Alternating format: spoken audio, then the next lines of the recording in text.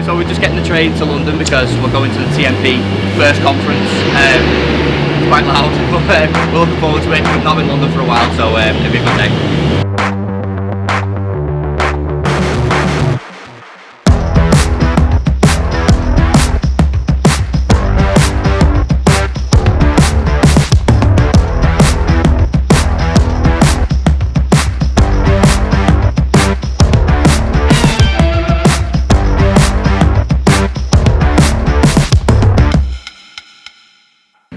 So we just got into the meeting room now. We're currently helping Kyran and Joe's been roped in to help with some gifts as well. We're early for once, so that's definitely up to Joe and Reese making me early. We're a little bit early, as I said, so we're just going to walk around the room. We're going to help Kyran whenever he needs some help, and then I think we've probably got, what time is it now? We've probably got about an hour before the event. So we'll walk around, get some footage, maybe get some footage of Joe. You've not met Joe yet properly, so we'll get some words from him on camera for the first time, and maybe speak to Kyran as well, so we'll catch up to it in a bit. Well, we're going to make it really awkward. You've not met Joe yet, who's just started. He's coming on his third day, and we brought him to London, so he's quite lucky. So this is Joe.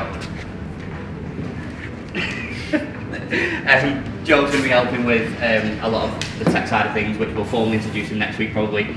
We're just sticking a camera in his face for the first time now, so he's going to hate me for this, but we'll talk more about Joe probably later on today and next week. So we just caught up with, it's good to see people in person actually. We work with these people every day, so we've got Sam, who's right next to there actually, and then we just spoke to Simon, Lewis and Anna as well, which we've probably worked with for probably the best part of 2 years, but in the online world we live in, we don't really get out that much to meet everyone, so hopefully it's a good thing, and we can make a better relationship of it, and I'm looking forward to getting stuck in now and hearing Simon's story as well, because I know Kyran's helped Simon massively with mindset and scaling a business at a speed, so it's going to be really interesting. I'm sure everyone else is looking forward to it as well, so we'll probably catch up in a bit, but really looking forward to it.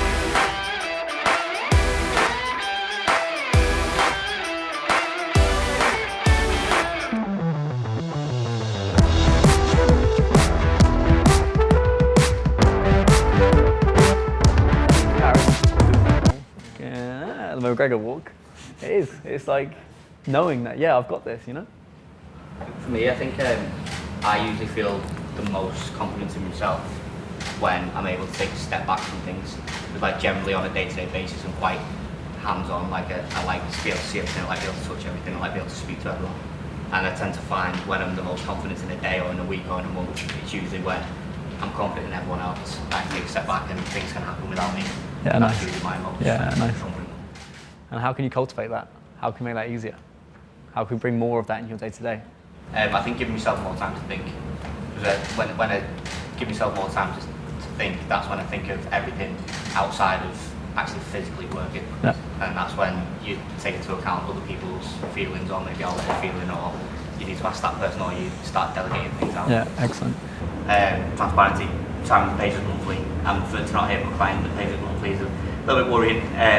Probably because you were growing 10 numbers, probably, let's be honest. And there was a time where you reached out to me after not speaking for a while and you're like, I need to use this more. And that was probably that time when you thought, I need to utilise these people more, the people in the boardroom. And I think ever since then I've seen a massive difference, and I think obviously putting it in line with yourself and you kind of growing the business, I think I just wanted to confirm that I was following that like hand, so. Exactly. I think the big thing of that as well is you've got these people in your boardroom to take stress off you. You can't do it on your own. We're not all fucking superheroes. Okay, use those boardroom, and actually it will make things easier. I think it doesn't even matter who the boardroom is, or how big it is, or how small it is, or how much it costs you. Or it really actually doesn't matter. It's just be effective. I actually think my boardroom's got smaller because you probably refine it over time. You refine it over time, and you grow as a person. Open honestly, I stopped playing rugby 3 years ago. I would say I had quite a big boardroom, but COVID came around and made me realise that most of those people in my life were not helping me to become the person I wanted to be. I literally just played rugby on a Saturday and got fucked up with them on a Saturday afternoon. So my boardroom shrunk, and then I did have a bit of an identity thing because I was the rugby player, I was the tennis player, I was the thing like that, and that's been another shift that I've made.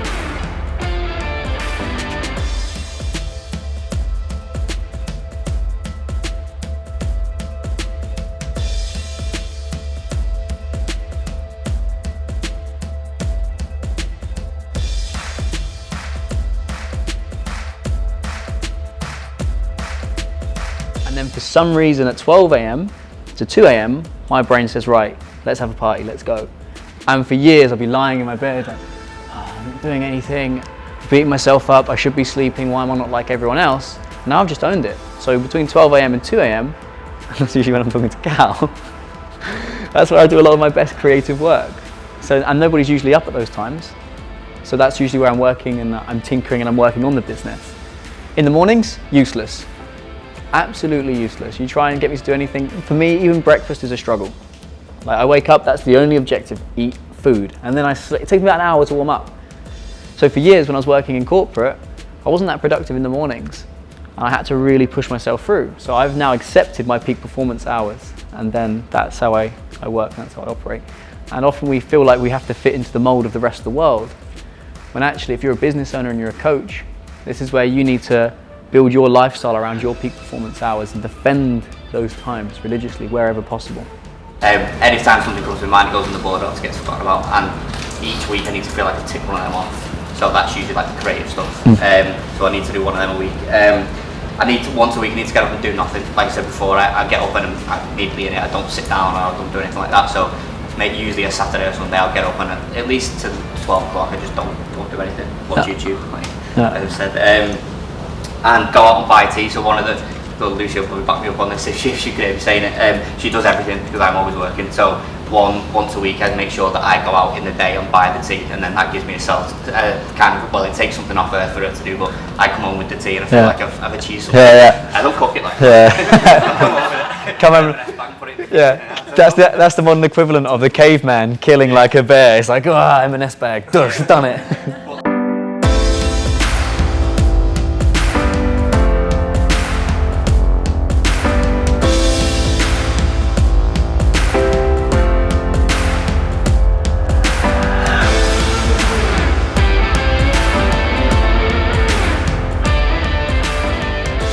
Just want to say a huge thank you to GraphFit. Those guys have just allowed me to take two things off my plate. Number one is taking our brand to the next level. I always knew that TMP could just look that much sharper, but I just didn't know how. They've been able to take all of that off my plate. And then also just their systems. As somebody owning a fitness professional business, it's really easy to get overwhelmed, and they've just got these systems in place where you put it in and shit just gets done. So massive thanks to GraphFit. And if anybody wants to call me up for a reference call, drop me a DM, give me a call, and I'm happy to share my experience. No, go on, you can go. What we're doing now, it's been a long day, hasn't it? So it's been an absolutely amazing day. We finished with Simon's talk as well, which was amazing, really, because we kind of followed the journey with him. So to see him kind of lay it all like that out like that was pretty good. So God, it's been a long day, hasn't it? I'm tired, I'm hungry. It's been a really good day.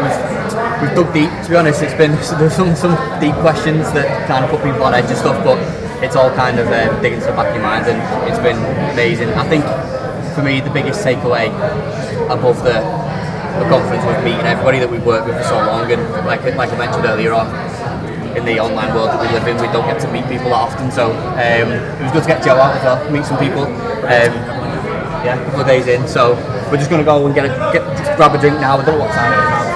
We've got 5:30ish. Yeah, so we've got 2 hours. We've got an 8 o'clock train. Hopefully we'll make it. We'll make Reece responsible for that. But that's been really good. I don't know if you've got anything to add. It's just a great experience getting to meet people who live in the future. Learned a bit about myself as well, thanks to Kyran.